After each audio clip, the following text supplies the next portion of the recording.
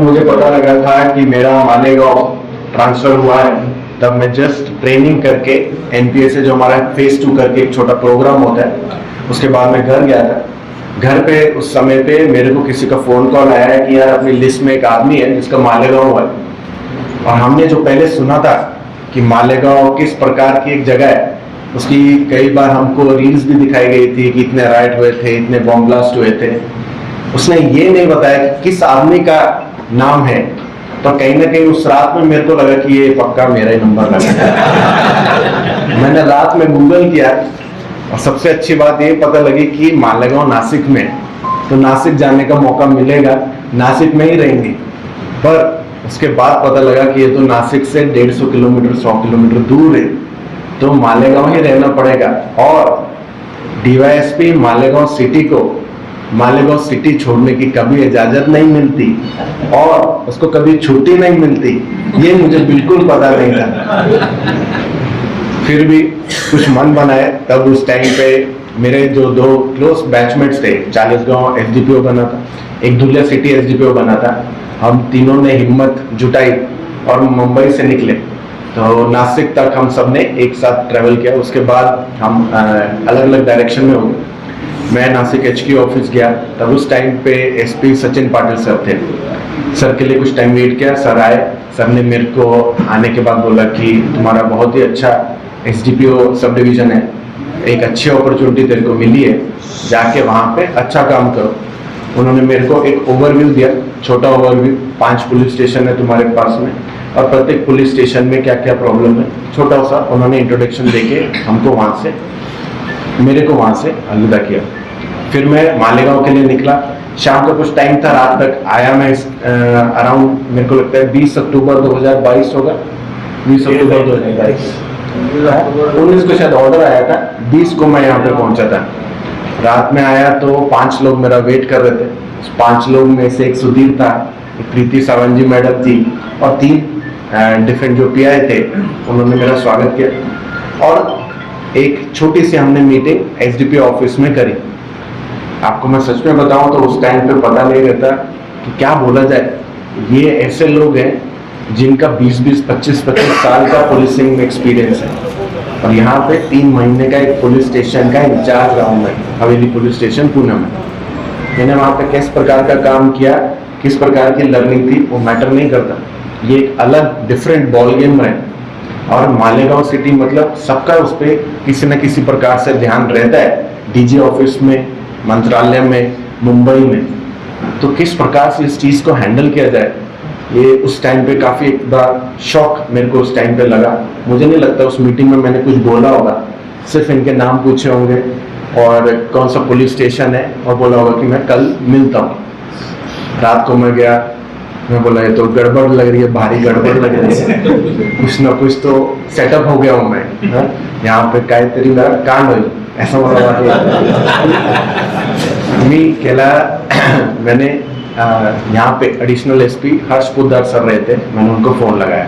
उस टाइम पे sir USA में थे और हमारी रात मतलब उनका दिन था, तो सौभाग्य से उनके फ़ोन भी कनेक्ट हो गया। तो सर ने मेरे को कुछ छोटे मोटे पॉइंटर्स दिए जो कि इंटेंसली मेरे लिए मदद वाले थे। सर जो सर की एक्सपीरियंसेस थी एडिशनल एसपी लेवल पे, सर ने उस प्रकार से पॉइंट दी। उस प्रकार हमने गाड़ी मैंने शुरू करी अपनी छोटी छोटी करके। मुफ्ती साहब का मेरे को याद है बहुत बड़ा आंदोलन था अगले दिन। फिर मैं क्लीन बोल्ड हो गया था कि क्या करूँ यहाँ पे। फिर अगले दिन फिर कुछ नई चुनौती। उसके बाद दिवाली आई, मुझे याद है इमरान था उस टाइम पे, इमरान ने 10 दिन की छुट्टी मांगी थी और मेरे को मैंने जो छुट्टी मांगी थी वो तो कैंसिल, किसी प्रकार की तुमको छुट्टी नहीं मिलेगी। इमरान को मैंने 10 दिन की छुट्टी दे दी। तब उस टाइम पे सोचा था कि इमरान आएगा तो कुछ शुरू करता हूँ वापस, कुछ कोई रेड करना शुरू करता हूँ, क्या करूँ कुछ समझ नहीं आ रहा। फिर मैंने दिनेश को बुलाया।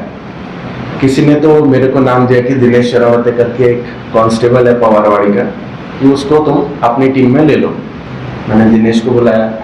दिनेश बोला सर मैं काम नहीं करता, मेरे को पुलिस स्टेशन छोड़ दो, मैं बड़े ऑफिसर के लिए काम नहीं करता, बड़े ऑफिसर के अलग प्रॉब्लम्स रहते हैं।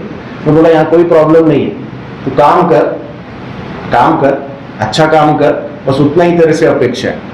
बस कहीं वहीं से एक गाड़ी शुरू हुई। इमरान वापस आया, इमरान वापस आने पे इमरान सर दिनेश ने पहले स्टार्टिंग में शुरू किया। मेरे पास एक उस टाइम पे रीडर होता था शैलेश। उसी टाइम पे सचिन पाटिल सर की बदली हुई, उमाप सर आए। उमाप सर के आने पे एक पॉजिटिविटी की लहर जो थी वो गांव में जरूर फैली, क्योंकि सर का एक टेम्परामेंट था जो कि सबको बहुत पसंद आया था। उसी टाइम पे भारती सर आए थे। हम एकदम नई टीम थी और एकदम नए एक्सपेरिमेंट करने के लिए हम सब लोग रेडी हो गए थे। और उसी एक्सपेरिमेंट के दौर में वो रात को जो मैंने निकलना शुरू किया था, एक बस इसी चाहत से किया था कि यार क्या ये लोग मेरे से डरेंगे क्या, क्योंकि कोई पहले दिन तो नहीं डर रहा था मेरे को। मैं मिलन होटल पे जाके खड़ा हुआ पहले दिन, वहां पे गाड़ी अपनी लगाई खड़ा हुआ, एक आदमी ने दुकान बंद नहीं करी। तुम रहोगे एसडीपीओ अपने, हम नहीं बंद करेंगे। मेरे को लगा कि थोड़ा सा यहाँ पे ट्यूनिंग चेंज करके ये चीज की इन्फोर्समेंट करवानी पड़ेगी। उसका एक मेजर कारण उस पॉइंट ऑफ टाइम पे ये था कि एनालिसिस जब मैंने किया क्राइम्स का, तो रात में क्राइम की जो इंटेंसिटी थी वो बहुत ज़्यादा थी। मैं आपको बताऊं, आप लोग शायद भूल गए होंगे या मालूम नहीं, रात में कटर लगाते थे वो, मोबाइल फोन चुराते थे, वॉलेट चुराते थे, और आम होता था हर रोज एक दो इंसिडेंट आते ही आते थे। और पवारवाड़ी में तो it was a big nuisance.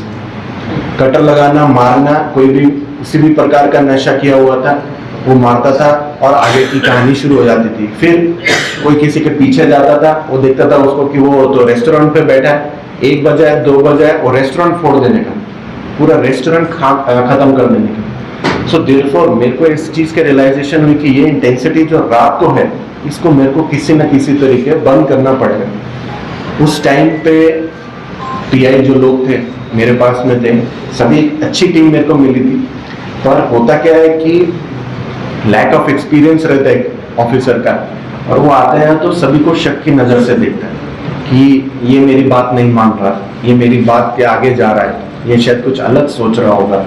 तो उस प्रकार से मेरा गुस्सा भी बहुत ज़्यादा उस टाइम पे रहता था। पर उस गुस्से का एक फ़ायदा ऐसा हुआ कि जो उनके मन में एक धारणा थी कि मालेगांव रात को बंद नहीं हो सकता, वो कहीं ना कहीं वो चेंज होने लगी, और इतनी चेंज होने लगी। और इसमें मैं मुफ्ती साहब को भी प्रशंसा करता हूँ कि उन्होंने जामा मस्जिद से ऐलान भी किया था कि रात में दुकानें बंद करो, एक एसडीपीओ है वो बंद कर रहा है तो आप उसकी मदद करो। तो इस प्रकार से हमने वो चीज़ को शुरुआत करी। सिंपली एक यही कारण था कि लोग जो रिकामे हैं वो रात में घूमे मत, और वो कटर की घटनाएं कम हो, और लोगों को परेशानी कम हो, और जो रेस्टोरेंट फूट रहे हैं वो भी बंद हो। सिर्फ इसी हेतु से आगे मैंने प्रोसीड किया।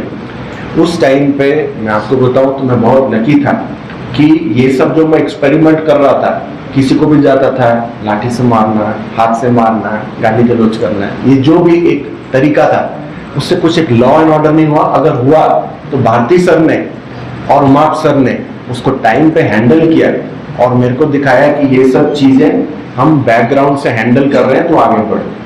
तो उस चीज़ से जो कॉन्फिडेंस मेरे को आया, उससे मैंने नेक्स्ट अपना जो भी एक्सपेरिमेंट था मन में वो चालू किया। वो जो नेक्स्ट एक्सपेरिमेंट था, और जिसके लिए बहुत सारे लोग मेरे को बोलते भी हैं कि सर आपने वो वाला मोड जो था वो छोड़ दिया आपने और दूसरा मोड पकड़ लिया, उसका एक सिंपल ये कारण है कि डंडा मारना और लोगों को पिटाई करनी ये एक सस्टेनेबल सोल्यूशन नहीं है पुलिसिंग का। आज मैं यहाँ पे हूँ, मैं डंडा मार रहा हूँ, मैं लाठी मार रहा हूँ, मैं गाली गलौज कर रहा हूँ, ये मैं कर रहा हूँ। कल मैं बदल के यहाँ पे चला गया तो कोई नया ऑफिसर आएगा, वो सेम टेम्परामेंट का नहीं होगा। तो ये कोई सस्टेनेबल सोल्यूशन नहीं है पुलिसिंग का। इसको सस्टेनेबल बनाने के लिए मतलब अगर मैं हूँ यहाँ पे, मेरे बाद दर्शन है, दर्शन के बाद सूरज है, सूरज के बाद कोई भी आए, वो उस चीज को और आगे बढ़ा सके, तो मेरे को कुछ ऐसी चीज ढूंढनी पड़ेगी। इसी चीज का डिस्कशन में दुलिया सिटी का जो मेरा बैचमेट था ऋषिकेश, उसके साथ कर रहा था। तो वो मैंने बोला तू उधर क्या कर रहा है? बोला मैं भी तेरी तरह डंडे मार रहा हूँ। तो बोले तू भी डंडे मार रहा है? तो अपने को तो ट्रेनिंग कुछ और मिली है। हाँ यार, बात तो तू सही कह रहा है। अपने को वहाँ पे पढ़ाई लिखाई करवाई गई है, अपने को वहाँ पे स्पेशल एक्ट पढ़ाए गए हैं, अपने को वहाँ पे हमारी क्या क्या पावर्स है उस सब के बारे में जानने कर गया। तो हम वो तो यूटिलाइज कर ही नहीं रहे। उसी दौर में हमने फर्स्ट टाइम कुत्ता गोली के ऊपर एनडीपीएस लगाने की शुरुआत की। ये एक सस्टेनेबल सोल्यूशन था, और ये इसलिए मैंने चेंज किया कि आज अगर मैं चला जाऊं दर्शन चला जाए, सूरज चला जाए, तो कुत्ता गोली अगर पकड़ी गई तो उसके ऊपर एनडीपीएस एक्ट लगेगा ही लगेगा। ये एक सालों साल जनरेशन टू जनरेशन एक सोल्यूशन है एक प्रॉब्लम का, जो कि डंडे से आगे, गाली गलौज से आगे और मार पिटाई से आगे।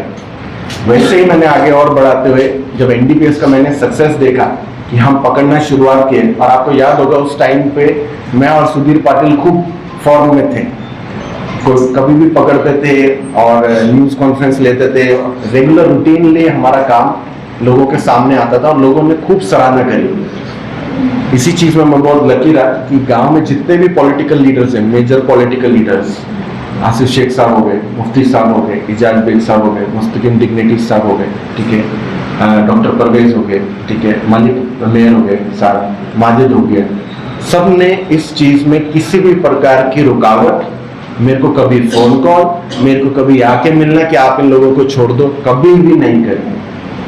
इतने clean political leaders Malegaon city को आज मिले, आप उनके बारे में किसी भी प्रकार का एलिगेशन लगा सकते हैं, पर मैं आपको गुरबानी पे हाथ रख के बोलता हूं, इन्होंने नहीं किया। ये मेरे लिए बहुत ही सक्सेसफुल चीज थी कि ये लोगों ने मेरे को सपोर्ट दिया साइड से। उसके बाद मैंने सोचा कि अभी नेक्स्ट क्या लगाया जाए, तो नेक्स्ट उस टाइम पे हमने एक एमपीडीए करके एक्ट था, वो शुरुआत करनी स्टार्ट करी। तो बहुत ही नई चीज थी, गांव में किसी ने लगाई नहीं थी एमपीडीए क्या होता है। मैंने एक बार, मेरे को याद है, मैंने सभी पुलिस स्टेशन में सभी अमलदार को बुला के पूछा था किसी को एमपीडीए का प्रपोजल बनाना आता है क्या, किसी को आता नहीं था। तो उस टाइम पे हमने डीवाईएसपी भुसावल थे कृष्णा तिंगले साहब, उनका एक स्पेशल सेमिनार रखा था यहाँ पे।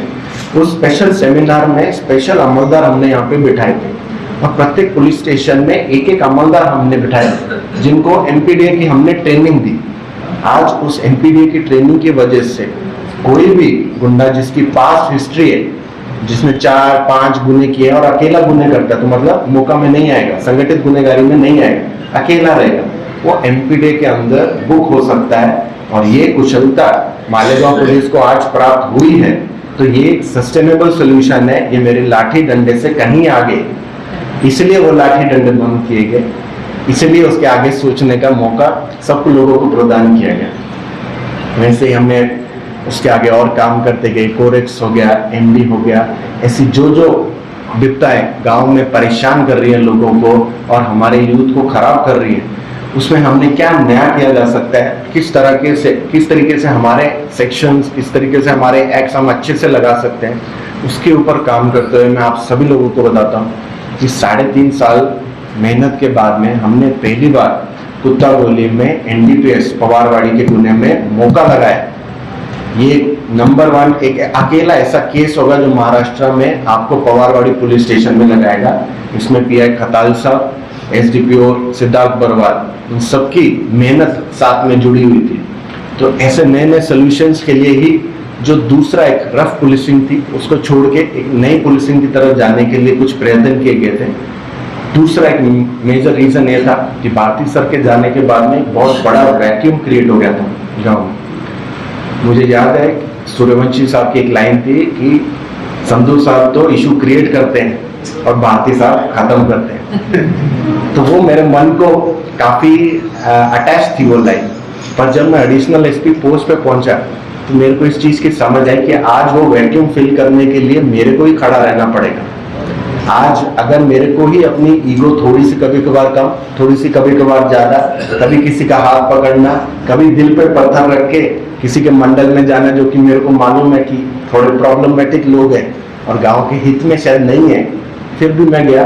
पर वो वैक्यूम को फिल करने की ये कोशिश थी और कई तरह उस वजह से लोगों को लगा भी कि संधू सर सॉफ्ट हो गए, पर सॉफ्टनेस का कोई ऐसा और मेजर कारण नहीं है। कभी कभार रोल जब चेंज होता है तो उस प्रकार से तुम्हारा बिहेवियर चेंज होना अपेक्षित है। अगर रोल चेंज होने से बिहेवियर चेंज ना हो तो फिर अगली सीढ़ी जो कि है एसपी सर और आईजी सर, उनको गांव में आके बैठना पड़ेगा और ऐसी नौबत ना आए, इसीलिए ही ये रोल को मैंने अपने हिसाब से चेंज किया। बाकी मैं आपको बताना चाहता हूँ कि कोई भी ऑफिसर किसी भी गांव में 1 to 5% से ज्यादा चेंजेस नहीं कर सकता, पर वो जो 1 से 5% चेंज किया गया है उस पर नए ऑफिसर्स अगर काम करें तो वो 5% इंटू 5 25% भी बन सकता है। तो उसी चीज के ऊपर काम करते हुए मैं आपको बोलना चाहता हूँ कि मैंने मेरा 1 से 5% करने के लिए खूब प्रयत्न किए।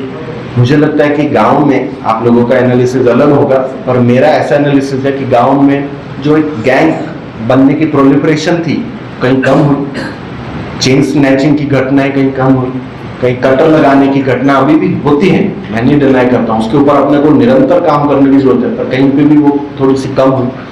कुत्ता गोली एमडी, जिसके लिए ऐसा लग रहा था कि कहीं हम एक पूरे महाराष्ट्र को सप्लाई करने वाली जगह बन जाएंगे, आज तक ऐसा कोई सिचुएशन हमने यहाँ पे क्रिएट नहीं होने दिया। निरंतर हमारी रेड्स इसमें चल रही है, और लॉ एंड ऑर्डर पे मैं बहुत गर्व से बोल सकता हूँ, मेरे साथ जितने भी पीआई लोगों ने दिल भर के जो काम किया है, उसकी सफलता का मैं आपको एक ऐसा उदाहरण बोलता हूँ कि मालेगांव से आज बंदोबस्त लॉ एंड ऑर्डर के लिए बाहर जाता है, आता नहीं। हम बाहर बंदोबस्त प्रोवाइड करते हैं, हमको ऊपर से सूचना आती है आप अपनी एसएफपी बाहर भेज दो, आप अपने कई आरसीपी बाहर भेज दो। तो इसके लिए सारी मालेगांव टीम ने आज इस हॉल में बैठे हुए सभी लोगों ने, और यहाँ के राजनीतिक लीडर में जो भी नहीं आए, जो आए, मैं सभी लोगों को यहाँ से फेस से पहचानता हूँ। सभी लोगों ने अपना योगदान दिया है, पॉजिटिवली योगदान दिया है, और इस प्रकार से मैं बोलना चाहता हूँ कि मालेगांव जरूर बदल रहा है, और इस बदले हुए मालेगांव का एक अच्छा रूप अपने को आने वाले सालों में दिखेगा। आज अतिक्रमण के ऊपर एक बहुत बड़ी ड्राइव मालेगांव में जो भी यहाँ पे लीडर्स हैं, जिनके हाथ में सत्ता है, उन्होंने ली है, और ये एक इतना बड़ा स्टेप है जिसके लेने के लिए इतने गट्स लगते हैं, क्योंकि एंड में एक पॉलिटिकल लीडर का सर्वाइवल उनके वोट्स हैं। उस वोट से आगे सोचना और गांव के हित में सोचना कि ये अतिक्रमण अगर एक आदमी को फायदा दे रही है तो 1000 लोगों को नुकसान भी दे रही है, तो उसी एक तरह आगे सोचना। हाँ, उसमें एलिगेशन होना स्वाभाविक है, कार्रवाई निरंतर है। ऐसी मैं आप लोगों से अपेक्षा करता हूँ कि हम हमारे गांव को अतिक्रमण फ्री रखें, और बार बार ये रेड होती रहे, तो कई लोगों के मन में ऐसी एक धारणा बन जाए कि अगर हमने अतिक्रमण किया है, आज नहीं तो कल नहीं तो परसों हमारे ऊपर एक्शन होगा ही होगा। बस इतनी अपेक्षा से मैं चाहता हूं कि आप लोग, आपके हाथ में सत्ता है, अभी आप गांव के लिए अपना 1 to 5% भी कर देंगे तो काम हो जाएगा। गांव मालेगांव पुलिस के लिए छोटे छोटे सुविधा के लिए मैंने खूब प्रयत्न किए। उसमें मेरे को नासिक के जो एसपी ऑफिस से जो भी एसपी सर थे, सब ने मेरे को सपोर्ट दिया। स्पेशली विक्रम देशमाने सर ने, गांव में बंदोबस्त खूब होते पर किसी के लिए भी लेडीज टॉयलेट और जेंट्स टॉयलेट उपलब्ध नहीं था, उनके द्वारा इस चीज़ को समझा गया। सर ने मेरे को कुछ फंड्स अलॉट किए और हमने जेंट्स टॉयलेट और एक लेडीज टॉयलेट बनाया। आगे मेरे को मालूम है मालेगांव प्रगति करेगा, आयुक्तालय की बिल्डिंग आएगी, पर तब तक बंदोबस्त जो भी आया हुआ है उसको छोटी मोटी सुविधा प्रोवाइड हो, इस अपेक्षा से ही हमने कंस्ट्रक्शन किया था। छोटा मोटा मैंने अपने ऑफिस का रेनोवेशन किया, छोटा मोटा एक हॉल बनाने की कोशिश करी, ओपन हॉल जिसमें शांता कमेटी की मीटिंग ली जाएगी। और मैं यही अपेक्षा करता हूँ कि आने वाले पीआईस, ऑफिसर्स, अमलदार्स, एसडीपीओस, ये जो टीम रहेगी ये इसी 1 to 5% काम को आगे बढ़ाएगी और कुछ नया इंफ्रास्ट्रक्चर डेवलपमेंट मालेगांव पुलिस की, जिनके हाथ में सत्ता है, उनके सपोर्ट से करेगी। यही अपेक्षा रखता हूँ। आप लोगों ने मेरे को 4 सालों में खूब सहकार्य किया है। मुझे नहीं लगता कि 4 साल में ऐसा कोई भी आदमी है यहाँ पे जो मेरे कांटेक्ट में नहीं आया। किसी न किसी तरीके से हम लोगों ने एक दूसरे से बात करी ही करी है, और गांव में अगर कोई भी मसला उठा है उसको हमने सक्सेसफुली सॉल्व किया है, और उस सक्सेसफुली सॉल्व करने की वजह से ही मुझे जालना एसपीशिप मिली है। इस चीज़ की मेरे को जाने में, यही बोल के ख़त्म करता हूँ। Thank you.